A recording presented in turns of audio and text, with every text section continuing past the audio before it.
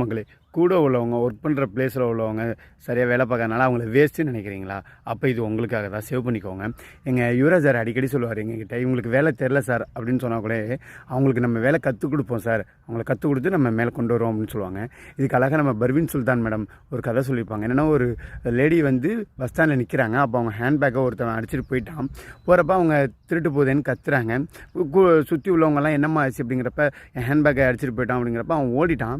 So விடுமா, அதில் முக்கியமானது ஏதாச்சும் வச்சுருக்கேங்கிறப்ப, இல்லை அதில் ஒரு 1000 ரூபா இந்த மாதிரி தான் பணம் இருக்குது அப்படிங்கிறாங்க.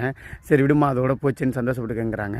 அவங்க வந்து இது உங்களுக்கு எல்லாம் அதுக்குள்ளே இருக்கிறது தான் இதாக தெரியுது, எனக்கு வந்து இந்த ஹேண்ட்பேக் வந்து 2000 ரூபாய் உள்ள மதிப்புள்ள ஹேண்ட்பேக், எனக்கு அதுதான் வேல்யூவாக தெரியுது அப்படின்னு சொன்னாங்களாம்.